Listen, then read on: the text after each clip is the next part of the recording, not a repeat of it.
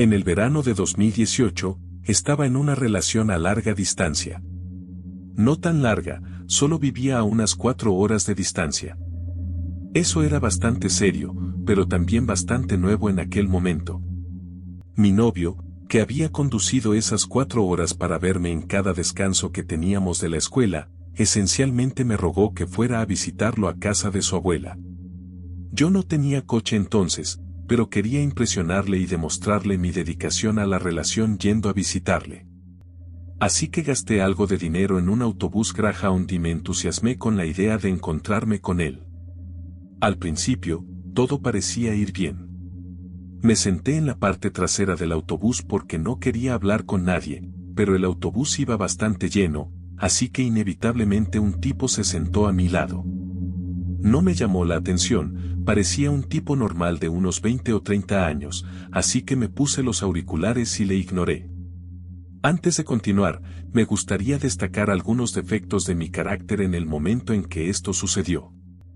Cuando tenía 18 años, era una persona extremadamente libre de prejuicios, destinada a ver lo mejor de las personas, incluso hasta la falta. Esto suele llevarme a situaciones muy malas y a veces peligrosas. A los 18 años, sencillamente no tenía ni idea, y pasé por alto acciones potencialmente preocupantes. Había un chico en el asiento de enfrente que no paraba de hablar con nadie en particular, pero miraba a una chica en el asiento de enfrente. De nuevo, no quise juzgarlo. Tal vez tenía algún tipo de problema mental que no podía evitar y no estaba haciendo ningún daño, así que también lo ignoré y seguí mirando por la ventana, escuchando música. Hasta que se dio la vuelta y me miró fijamente. Puede que fuera ingenua, pero no estúpida. Un escalofrío recorrió mi espina dorsal al establecer contacto visual con aquel hombre. Tenía unos ojos fríos e insensibles, y su piel carecía de tanta saturación que parecía que le hubieran cubierto de polvo. Me quito los auriculares e inmediatamente se dirige al tipo que tengo al lado y entablan conversación. Me puse de los nervios cuando les oí hablar de que ambos eran exconvictos que acababan de salir de la cárcel. Recuerdo que, al no juzgarlos, pensé que quizá habían cumplido condena por algo menor, lo que les daba acceso a un autobús público. No estoy seguro de cómo funciona todo eso, obviamente. No comprueban los antecedentes de los pasajeros de Greyhound, pero intento no darle importancia. El hombre que tenemos delante se vuelve hacia mí y no recuerdo exactamente lo que me dice, pero me llama nena, lo que me asusta un poco, pero no puedo decir que no esté acostumbrada. Me imaginé que era otro adulto coqueteando conmigo. Molesto, volví a ponerme los auriculares y le ignoré hasta que el autobús hizo una parada de descanso. La mayoría de la gente se bajó, incluido el tipo que iba a mi lado, y nos quedamos solos el tipo que iba delante y yo en la parte trasera del autobús. Me preguntó si podía acercarme y sentarme a su lado para entablar una conversación amistosa, y mi estúpido culo lo hizo. Tengan en cuenta que yo tenía 18 años y era insondablemente estúpida, y tampoco tenía la intuición de que algo iba mal. Empezó a contarme que acababa de salir de la cárcel y que hacía mucho tiempo que no veía a una mujer. Le dije algo parecido a qué pena y me alejé de él. Se acercó a mí para que nuestras piernas se tocaran y fue entonces cuando mi ritmo cardíaco empezó a acelerarse. Lo siguiente que recuerdo son sus manos sobre mí. Me rodeó la cintura y siguió hablando de lo pequeña que era, luego comentó que hacía mucho tiempo que no tocaba a una mujer. Me quedé paralizada. No tenía ni idea de qué hacer. No paraba de decir que yo debería ser modelo mientras seguía metiéndome mano. De nuevo, estaba aterrorizada y no me atrevía a moverme. Muy pronto, todo el mundo volvió al autobús, incluido el tipo que se sentaba a mi lado, que lanzó al otro una mirada extraña que le hizo soltarme. Me levanté del asiento y seguí sentado detrás de él, sin saber qué hacer, pero sintiéndome más seguro de que había otras personas en el autobús. No volvió a molestarme, así que recé para que siguiera así. La cosa empeora. El autobús se detiene en otra parada, y esta vez me bajo, no queriendo quedarme atrapado allí otra vez. Estoy relajado, tanto como se puede estar relajado después de algo así, cuando una chica que reconocí del autobús se me acerca. Oye, ese tipo que estaba hablando contigo acaba de irse en coche, pero está dando vueltas por el edificio. Se va y luego vuelve. Siento no haber dicho nada antes. Le agradecí la advertencia, me puse una sudadera con capucha a 85 grados y me la levanté para que no me viera volver al autobús. Por suerte, no volví a verle. Me daba demasiada vergüenza contarle a alguien lo que había pasado, debido a mi falta de competencia y de comprensión general de cómo puede ser el mundo. Cuando quedé con mi novio, le di detalles muy vagos, queriendo olvidar lo que había pasado. Pero ahora no creo que eso sea posible. Cuando tenía 20 años, me había mudado de Baltimore a la costa este, pensando que la distancia ayudaría a mitigar mi hábito. Pero no fue así. En lugar de eso, acabé conduciendo hasta Baltimore cada 2 días y comprando H por valor de varios cientos de dólares, en lugar de comprar menos a diario. En el proceso, llegué a conocer a un montón de gente rara, algunos de ellos hackers. En Baltimore, un hack es alguien que opera como taxista ilegalmente. Suelen llevar a la gente a la ciudad para recoger sus drogas, o simplemente cobran la mitad que un taxista legal. Conocí a un tipo mayor en un Dunkin' Donuts en Dundalk que hacía esto. Yo no tenía la costumbre de drogarme, pero una noche, cuando iba en mi coche por una calle de sentido único y en sentido contrario, delante de un agente de policía, nos pararon y nos registraron. Al final, el idiota había traído su alijo de hierba, así que nos detuvieron y nos enviaron a BCDC. Yo estaba cabreado. Alrededor de medianoche, me soltaron. Resulta que mi amigo no solo había admitido ser el propietario de la marihuana, sino que la razón que habían utilizado para registrarnos era que su carné aparecía como suspendido, era una tontería. Y el abogado de mi amigo le había llamado por ello. Así que allí estaba yo, en medio de la ciudad de Baltimore, sin transporte, sin ningún sitio a donde ir, drogado, en pleno diciembre. Liberaron a los hombres y a las mujeres por separado, y el móvil de mi amigo seguía apagado en el momento en que intenté llamarlo. Resulta que le habían soltado varias horas antes, pero se había dejado el teléfono en el camión. Para cualquiera que no haya tenido el placer de ser arrestado, incautan tu vehículo, así que si tienes la mala suerte de ser procesado y liberado después de las 5 de la tarde o antes de las 8 de la mañana, no tienes suerte para recuperar tu vehículo. Por no mencionar, otro par de cientos de dólares en el agujero. Mientras repasaba mentalmente mi lista de opciones, me acordé del hacker que había conocido a principios de semana y decidí intentarlo. Pensé que al menos, si seguía despierto, podría pagarle para que me ayudara a hacer de policía y me dejara en una estación de autobuses Greyhound para pasar la noche. Bueno, llamé, y no solo estaba despierto, sino que también estaba a solo unos 10 minutos en coche de donde me iban a soltar. El hecho de que siguiera levantado a la 1 de la madrugada podría haber hecho dudar a la gente normal. Supuse que probablemente era un adicto al crack, un drogadicto o algo por el estilo, y le ordené que se fuera. Al cabo de media hora apareció y me subí al largo sedán gris, desagradecido por no pasar frío y volver a tierra firme. Para que te hagas una idea de cómo era este tipo, la mejor manera que se me ocurre de describirlo es gris. Todo en él era gris. Su vehículo era de un gris medio y abollado, su pelo era largo y de un gris profundo y sólido. Incluso su palidez parecía gris. Recuerdo que tenía la cara de una mujer posmenopáusica. Un poco Jolie, si usted sabe lo que quiero decir. Suave, en retrospectiva, el tipo era espeluznante como el infierno. En aquel momento, simplemente no parecía excepcional. En realidad, y realmente en el mundo de las drogas, hay tanta gente rara con la que te ves obligado a tratar a diario, que a menos que alguien resulte descaradamente volátil, al final aprendes a ignorar la locura. Si no lo haces, te ahogarás en ella. Nos las arreglamos para hacer de policías en Baltimore. Siempre hay alguien fuera. Le pedí a un tipo que me llevara a la estación de Greyhound. Solo quería recuperarme y acurrucarme para poder pensar en coger un autobús. Me miró, bajó la mirada, volvió a levantarla y me preguntó si quería ir a ver la tele a su casa hasta que empezaran a circular los autobuses. En retrospectiva, recuerdo que dudé un poco, pero el hombre parecía tan poco excepcional, tan insignificante, que no podía imaginármelo como una amenaza y, si he de ser sincero, yo solo quería un lugar limpio y cálido donde pasar un buen rato. Estaba más que mareado a estas alturas y todo lo que pensaba era en enderezarme.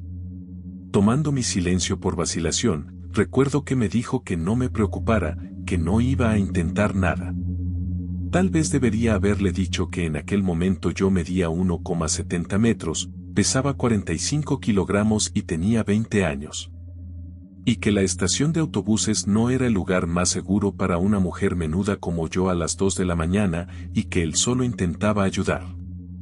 Me dejó, pero le di las gracias, le dije que sí y nos fuimos en coche hacia el condado.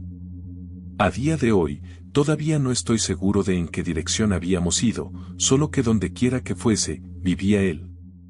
Estaba a media hora de la ciudad, y no en el bosque, sino en una zona muy arbolada.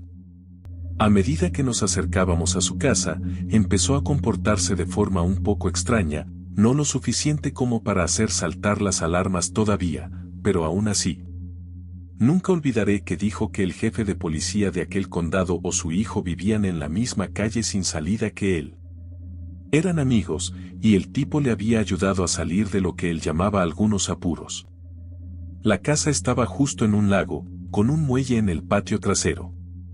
No tenía ni idea de en qué condado estaba, y tampoco nadie a quien se lo he intentado describir ha sido capaz de precisarlo.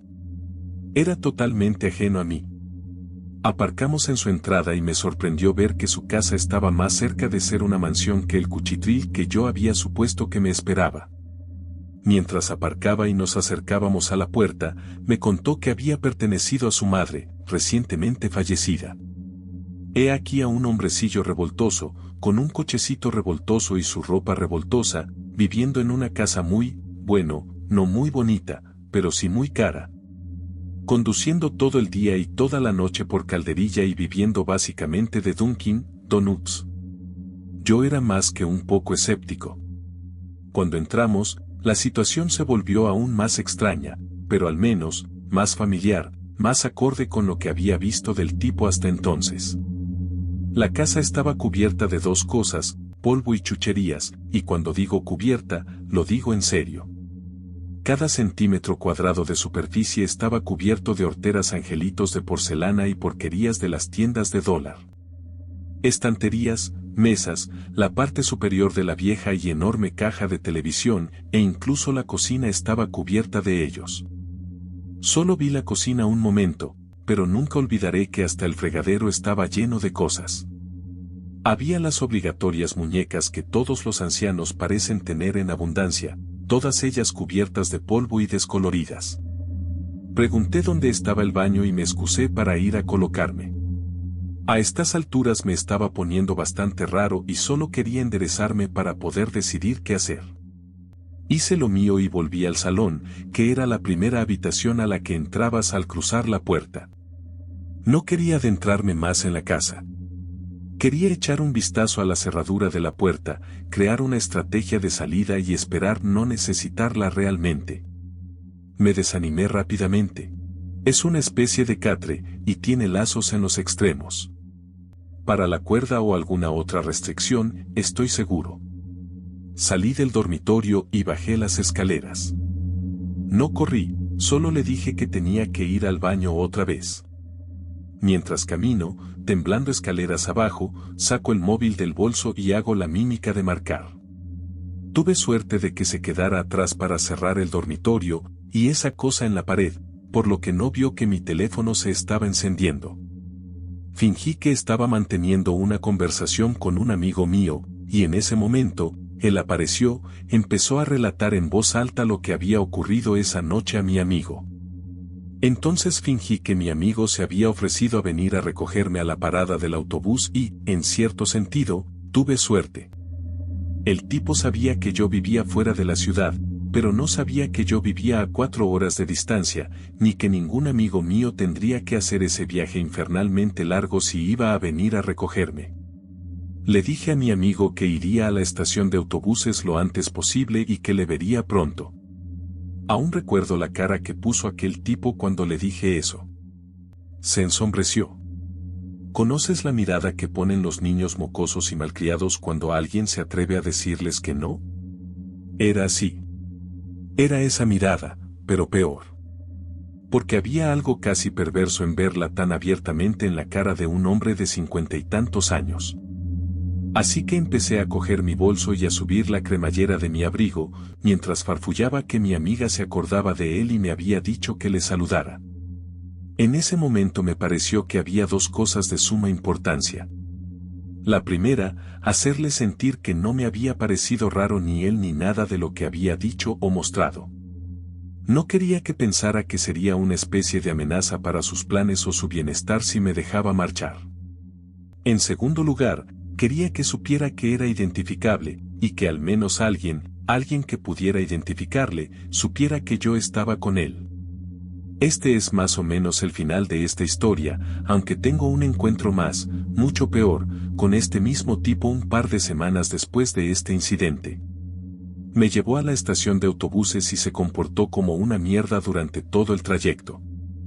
El segundo encuentro me convenció de que no solo tenía suerte de estar vivo, sino de que había pasado varias horas en casa de un asesino en serie. Creo que ya había hecho algo en el momento en que pasé aquella aterradora madrugada en su casa. No, pero creo que se estaba preparando, y en el segundo y breve encuentro que tuve con él, estoy seguro de que ya lo había hecho. No sé cómo decirlo, esa incertidumbre que mostró conmigo se había ido. Creo que en ese momento, había cruzado la línea. Si no he aburrido a todo el mundo hasta la muerte, y alguien quiere oír hablar del segundo encuentro, lo compartiré. Para terminar, diré esto. Anoté su número de matrícula cuando se marchaba aquella mañana y me puse en contacto con un amigo mío que era agente de policía. Un año después de lo ocurrido, mi amigo me llamó y me preguntó si aún tenía los datos del tipo. No los tenía. Lo había perdido, si es que alguna vez se había molestado en escribirlo. Había habido varias desapariciones de niñas pequeñas en las mismas zonas de ese tipo, en nuestro segundo, felizmente breve encuentro. Mencioné que él patrullaba, buscando a las niñas. Encontré al hombre. Empecé por ir al Dunkin' Donuts al que había ido. El dueño, que dijo que el tipo había pasado allí todas las mañanas durante un par de años, me dijo que acababa de dejar de ir la misma semana en que ocurrió esto. Creo que por fin he averiguado por qué pasaba allí todas las mañanas. El día que fui a buscar al tipo, me di cuenta de que había una parada de autobús justo enfrente del Dunkin' Donuts. Una parada de autobús llena de niños de primaria.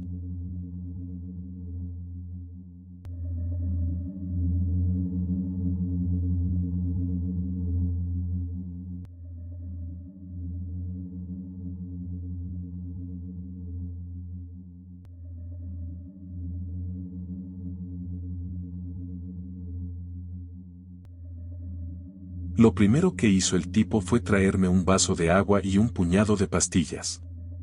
Desconcertado, le pregunté para qué eran las pastillas. Me dijo que para dormir. Son las 3 de la mañana y tengo que estar en la estación de autobuses a las 6.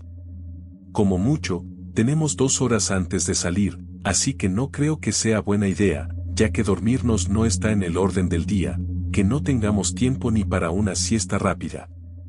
Bueno, empieza a insistir bastante en que me tome las pastillas.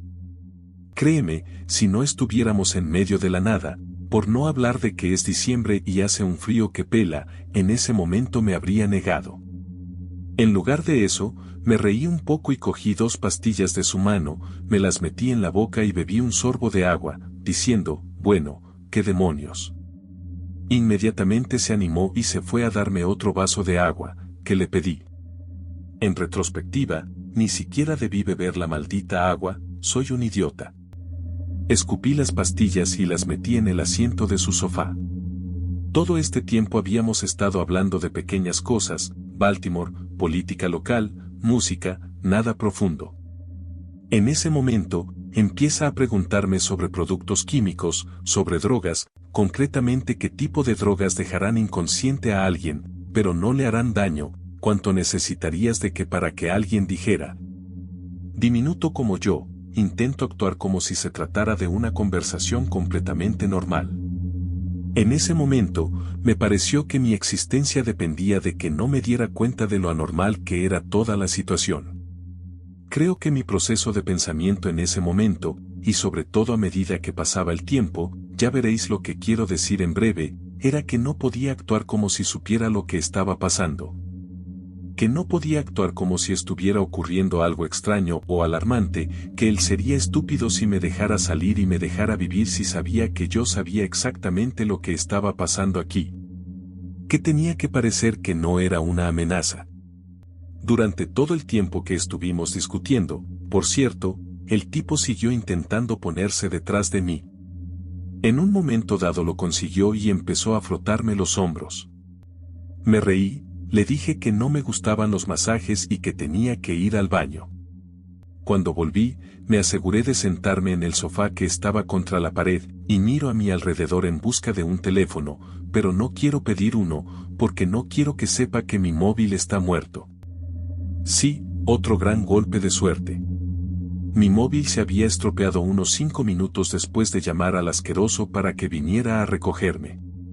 Durante todo este tiempo, el tipo ha estado paseándose por el salón, sentándose durante unos minutos, para volver a levantarse, caminar un poco de un lado a otro y volver a sentarse. Había empezado a hablar de su madre, de cómo coleccionaba esas chucherías y de cómo murió de un ataque al corazón o un derrame cerebral. Había estado pensando en renovar la casa, pero aún no se había atrevido a hacer ningún cambio. Así que dice que quiere enseñarme algo. Quiere mostrarme el piso de arriba. No sé por qué no salí corriendo y gritando de aquel lugar. Creo que una parte de mí aún tenía la esperanza de haber malinterpretado la situación. Que el tipo estuviera solo y fuera espeluznante y socialmente torpe, y que no fuera peligroso ni nada por el estilo. Pero aquí tenemos otro tropo de película de terror entrando en juego. Una espeluznante obsesión con la madre y una extraña casa llena de polvo, perfectamente conservada en memoria de mamá, hasta el último vaso que usó todavía sobre la mesa de la cocina. Y una mierda. Ahora el tipo quiere mostrarme el piso de arriba. Quiere enseñarme su habitación. Así que le sigo escaleras arriba. Al principio me hace ver que quiere que suba antes que él, pero yo no quería saber nada de eso. Llegamos al segundo piso. Había 3. Sin embargo, nunca llegué a la tercera. Me desvío por este pasillo, y abre la primera puerta a la izquierda, entra, medio esperando ver el cuerpo de su madre muerta tendido en la cama o algo así. Y me encuentro seriamente aliviado cuando me encuentro de pie en solo una habitación más cubierta de polvo lleno de mierda. No recuerdo mucho de la habitación.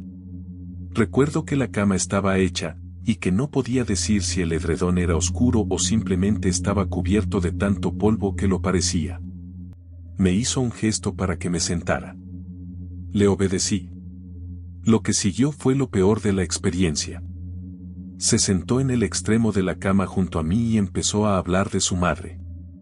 Al cabo de un rato, me miró y me dijo, «Qué guapa eres. Pareces una niña pequeña. Seguro que les gustas a las niñas». Intenté reconducir la conversación hacia su madre. Se levanta y se acerca a la pared más alejada del dormitorio, empieza a referirse a nuestra conversación anterior sobre drogas y noquear a alguien. Me pregunta qué usaría para dejar inconsciente a un niño, qué usaría para mantenerlo inconsciente durante mucho tiempo, de forma segura. En ese momento intento actuar como si siguiera en mis 13, como si esta línea de conversación no me pareciera espantosa, escalofriante y horrible. Le digo que en realidad no lo sé. Solo soy dopaminérgico, no químico. Me pregunta por la heroína y si sería segura. A estas alturas, ya estoy harto, y creo que se da cuenta. Me dice, quiero enseñarte algo. Empiezo a protestar y le digo que tengo que ir al baño, pero insiste. Empuja el panel de madera barata de la pared y se abre un gran cuadrado. Hace un gesto hacia el interior, dice que lleva unos años trabajando en él, que es lo bastante grande para una mujer pequeña, pero hecho para un niño. En 2014, me mudé a Inglaterra desde Canadá para adquirir experiencia laboral y viajera y también para encontrarme a mí misma. Acabé viviendo en Essex con otras 3 compañeras de piso. Todas eran mujeres, un poco mayores que yo. Yo tenía 24 años, Megan 31, Cherry 34 y Cassie 38. Megan era de Nueva York, Cherry de Nueva Jersey y Cassie de Polonia. Megan era de Nueva York, Cherry de Nueva Jersey y Cassie de Polonia. Las 4 compartíamos este piso de 3 plantas. La parte trasera de nuestra casa era el salón y la cocina. La pared trasera era completamente de cristal y daba al jardín, que estaba completamente vallado. La casa tenía una dinámica interesante, por no decir otra cosa. Tengo montones de anécdotas de esa época de mi vida. Adoraba a todas mis compañeras de piso excepto a Cherry. Después de vivir 7 meses con Cherry, ya había superado sus travesuras. Un día llegué a casa del trabajo, cerré la puerta, me preparé algo de comer y me fui a la cama. Me traje trabajo a casa, así que estaba en pijama con todos los papeles a mi alrededor y los auriculares puestos improvisando. Llevaba los auriculares puestos porque Cherry había salido a cenar con amigos del trabajo. Eso significaba bebida y, poco después, seguramente vendría una rabieta. No quería tener que escuchar sus locos gritos llorando. Estoy trabajando, completamente concentrado, hasta que siento algo. Levanto la vista y veo a un hombre de pie junto a mí. No lo registro de inmediato, y digo pasivamente, la habitación de Cherry está en el 2º piso, y sigo trabajando. Cherry traía regularmente hombres extraños a casa, pero no se va. De nuevo, la habitación de Cherry está abajo, tú. Luego interrumpe, no estoy aquí por Cherry. Un escalofrío heló mis venas. Mi lucha o huida se activó en ese momento. Empiezo a examinar la situación. Lo miro de arriba a abajo y veo que tiene una botella de Prosecco en una mano y un cuchillo en la otra. Mide 1,70, tiene el pelo castaño y los ojos negros. Lleva un polo azul claro, con un lado del cuello levantado, y un marcado acento de Manchester. Una vez que enfoqué, me di cuenta de que sus ojos eran negros porque sus pupilas estaban completamente dilatadas. Mierda, estaba en problemas. Necesitaba un plan de escape. Por desgracia, este hombre se interponía entre la puerta de mi habitación y yo. Necesitaba bajar las escaleras, pero necesitaba que él pensara que había sido idea suya. Decido seguirle el juego. Justo entonces, utiliza su cuchillo para abrir el corcho. El prosecco comenzó a fluir sobre mi alfombra. Dije, oh no, vamos a limpiar eso. De todos modos, prefiero beber en una flauta de verdad. Asintió con la cabeza y respondió, sí, eres un pájaro con clase. Vámonos. Intento actuar con la mayor naturalidad posible. Trato de que no se note que tiemblo por todas partes e intento controlar mi respiración. Hago el largo trayecto hasta la planta principal de mi piso. Los 3 pisos. Tenía la parte de atrás de mi camisón agarrada con una mano, y podía sentir la punta del cuchillo rozándome la espalda con la otra. Intentaba hablar juguetonamente con él mientras bajábamos las escaleras. No sabría decirte lo que estaba diciendo. Seguramente estaba divagando. No oía nada por encima de los latidos de mi corazón. Llegamos al final de las escaleras, y a mi izquierda hay un pasillo que conduce a la puerta principal. A mi derecha, que está mucho más cerca de nosotros, está la cocina y el salón. Nos dirigimos a la cocina. Señalo los armarios donde están las copas de vino. Dice que sabe dónde están y empieza a acercarse a ellos. Ahora tengo la mesa de la cocina entre nosotros. Era hora de correr. Salgo corriendo por el pasillo hacia la puerta. Tanteo las cerraduras con las manos, temblorosas y sudorosas. Abro la puerta y veo a dos hombres cruzando la calle. Debían de estar volviendo a casa desde el tren.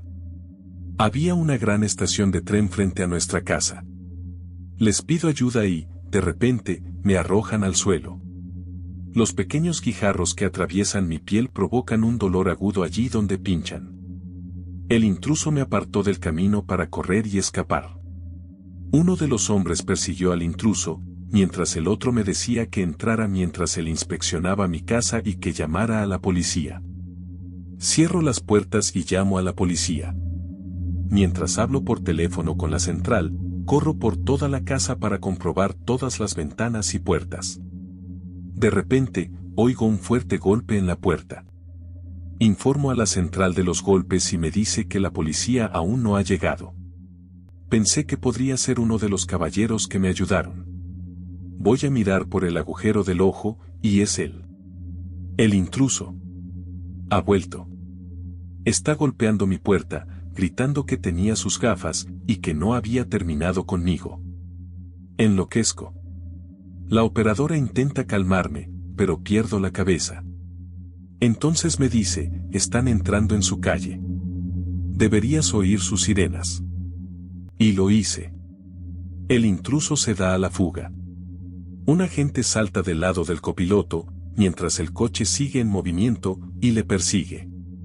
El segundo agente entra en mi casa, y los dos caballeros recogen pruebas, hacen fotos, etc. Después de un tiempo de estar allí, Cherry llega a casa y se asusta. Una vez que se le explicó la situación, dijo, Dios mío, podría haber sido yo. Sí, gracias Cherry, es todo por ti. A la mañana siguiente, me llaman para identificar a un hombre que tenían detenido. Lo señalo. Entro en una pequeña habitación y el agente saca una bolsa de pruebas. Me pregunta si los objetos eran míos. Lo eran. Eran mi ropa interior y fotos tomadas en mi casa. El agente me informó de que el intruso llevaba tiempo acechándome, calcula que 3 meses. Había hecho un nido fuera de nuestra casa, en lo alto de una colina, que daba a nuestro salón y cocina. Era un conocido delincuente sexual y traficante de drogas. Luego me dijo lo afortunado que era de salir prácticamente ileso, y que otros no tenían tanta suerte. Cuando tenía unos 19 o 20 años, mi mejor amiga del mundo salía con un chico. Era muy guapo, divertido y dulce. Me quedaba mucho con ella en su apartamento, y él solía venir siempre a pasar el rato. Vivía con su bisabuela, que era muy estricta. Aunque tenía 18 años, le impuso un toque de queda y, si llegaba tarde, lo dejaba fuera o lo denunciaba. Así que siempre tenía que estar en casa como mínimo a las 10 de la noche. De todos modos, una noche estaba en su casa, y estábamos bebiendo y jugando a las cartas y esas cosas. Entró corriendo por la puerta como a las 9 de la noche, diciendo que se había peleado. No le dimos importancia, porque no era precisamente un chico de oro y no nos sorprendió. Pero cuando dieron las 12 de la mañana, todos pensamos, maldita sea, tu abuela te deja estar fuera hasta tan tarde. Acabó diciéndonos que estaba dormida y que le había dejado fuera. De nuevo, no le dimos mucha importancia. Ocurría todo el tiempo. Más tarde, al día siguiente, acabé volviendo a casa. Mi amiga me llamó esa noche, llorando a lágrima viva, diciéndome que mirara en Yall Tracker. Entré y miré, y debajo de su ficha policial ponía asesinato. Yo estaba literalmente sorprendido, como que carajo. ¿A quién demonios asesinó? Estaba allí. Resulta que cuando llegó e irrumpió por la puerta, acababa de matar a su bisabuela a martillazos. Se sentó y bebió con nosotros, jugó a las cartas con nosotros y actuó como si nada hubiera pasado. Cuando todos se fueron, acabó contándole a mi amiga lo que había hecho. Ella actuó como si fuera a huir con él. Se metió en su habitación y actuó como si estuviera haciendo las maletas, se coló en el baño y llamó a la policía. Fue realmente aterrador y traumatizante para todos nosotros, de verdad, pero especialmente para ella. Acabaron condenándome a 50 años o algo así. Intenté escapar unos 4 años después de su condena y me añadieron aún más tiempo, así que dudo que vuelva a verlo. Había algo familiar en él. Mi corazón empezó a acelerarse, mientras esperaba que los otros no estuvieran esperándome a la vuelta de la esquina de mi edificio, listos para saltar sobre mí. Caminé más rápido, deseando que Sésamo estuviera conmigo. Tenía demasiado miedo como para volver a mirarle mientras tanteaba las llaves y abría la puerta con todas mis fuerzas. Fue un error crucial. Mientras corría hacia el ascensor, tratando de respirar aliviado, vi con absoluto horror que el hombre había cogido la puerta que yo había abierto de par en par y entraba lentamente en el edificio conmigo. Se detuvo lejos de mí, pero lo bastante cerca como para que pudiera oír su respiración agitada y oler el alcohol que desprendía. El corazón me latía con fuerza en el pecho y me costaba pensar con claridad. El encargado del apartamento ya estaba en casa y yo estaba completamente sola en el vestíbulo. No había más puertas de salida y el desconocido me impedía el paso. El guardia de seguridad que se suponía que vigilaba el edificio no aparecía por ninguna parte. Llegó el ascensor, intenté entrar corriendo y golpeé con la mano el botón de cierre de la puerta tan rápido como pude. Pulsé el botón de mi piso y me acurruqué en la esquina más alejada del ascensor. Empecé de nuevo a intentar recuperar el aliento, pero justo cuando la puerta estaba casi cerrada, metió la mano. No me lo podía creer. Esperó hasta que la puerta estuvo a punto de cerrarse, y entonces la paró. Estaba lo bastante cerca como para que no pudiera tratarse de un error. Se me cayó el estómago y me invadió una asfixiante sensación de terror. Mantuve la mano baja mientras se unía a mí. Mi desesperada esperanza de que no fuera más que un sucio residente borracho del edificio se desvaneció cuando no pulsó ningún botón. No sé por qué no salí corriendo del ascensor ni intenté abandonar el edificio de nuevo. Estaba paralizado por el miedo y lo único que podía hacer era ver cómo se cerraba la puerta y sellaba mi destino. El ascensor estaba lleno de un hedor a alcohol y boh. Si no estuviera tan aterrorizada, podría haber tenido arcadas. Era nauseabundo. No podía mirarle. No podía moverme. Intenté gritarme en la cabeza que pulsara el botón equivocado e intentara escapar de él, pero estaba completamente petrificada. Se inclinó más hacia mí y le oí inspirar profundamente y suspirar en voz muy baja como si estuviera contento.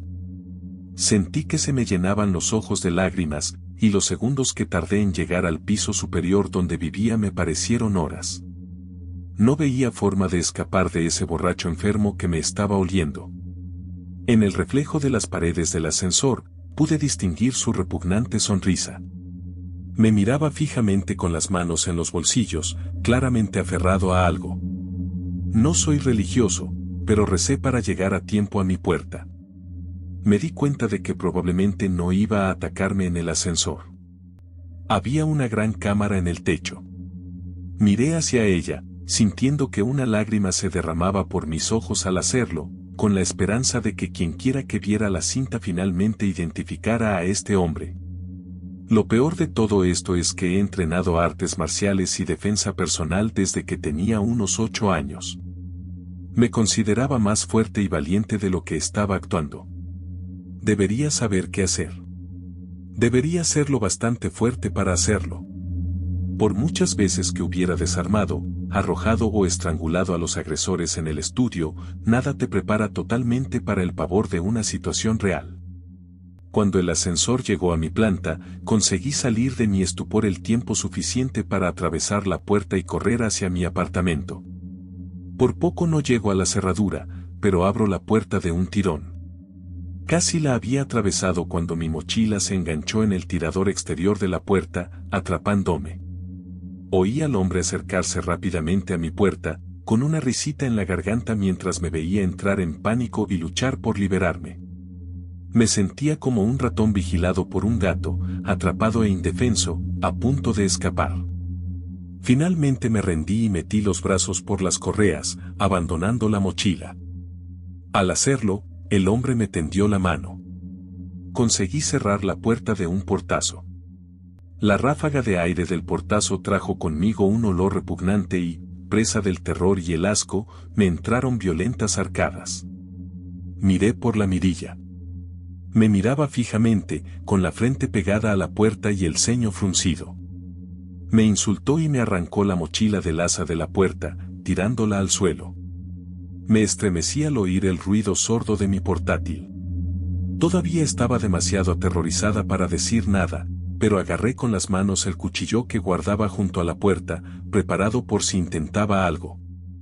Tras unos minutos de mirar fijamente a mi puerta, sacudir el picaporte y lamer la mirilla haciéndole movimientos obscenos, abrió la cremallera de mi mochila, tirando su contenido al suelo.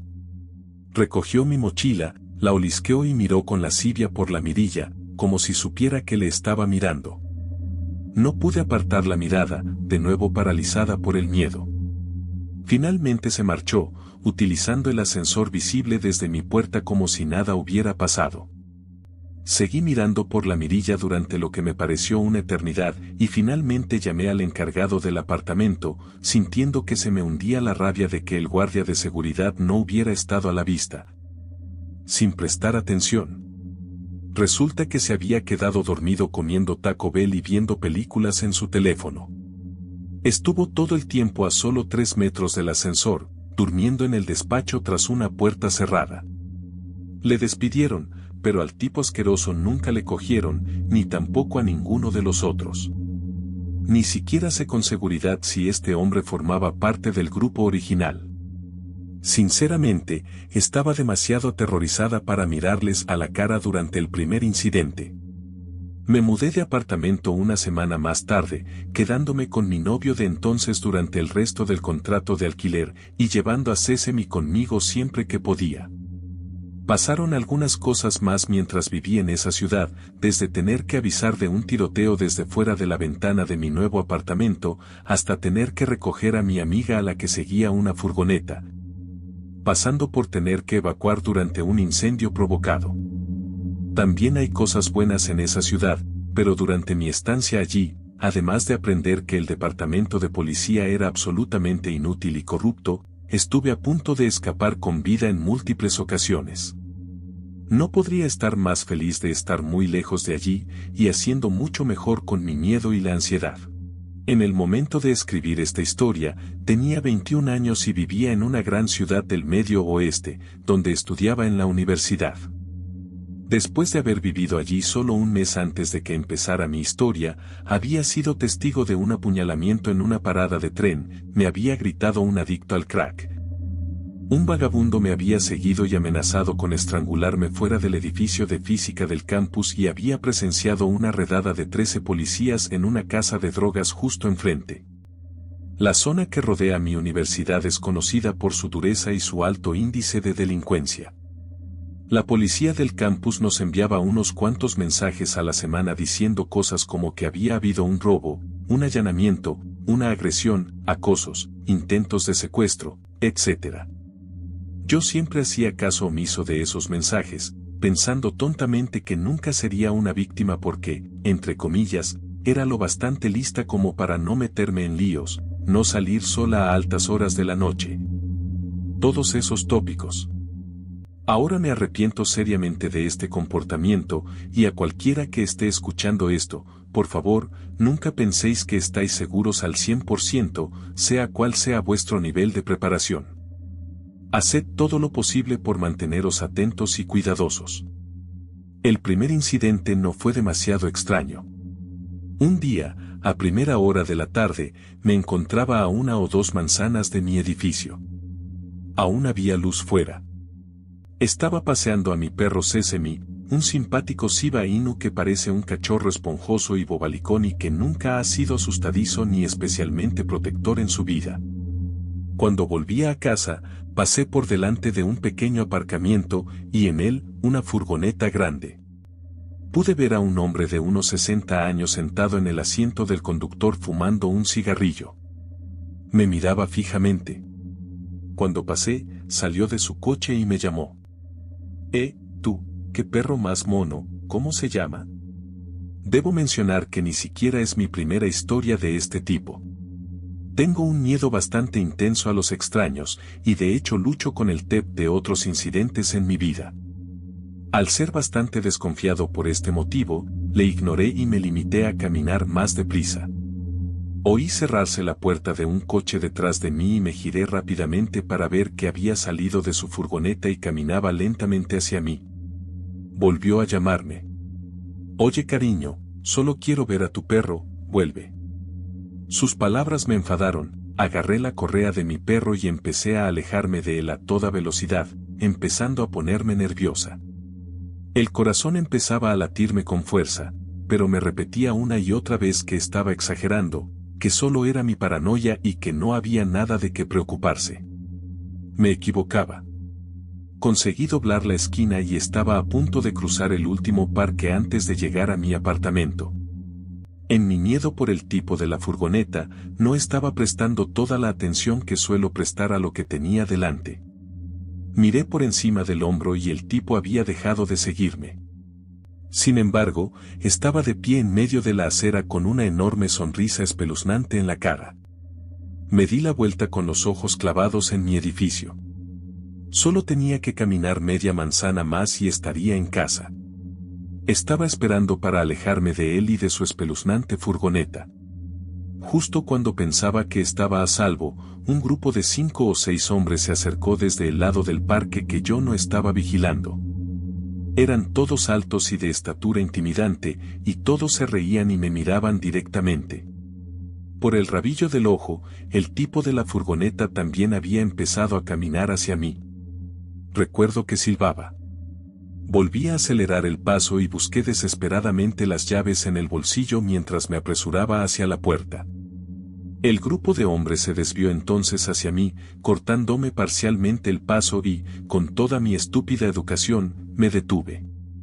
Me miraron con sonrisas pervertidas y enfermizas, obviamente observándome. Me miraban de arriba abajo y me ponían enferma.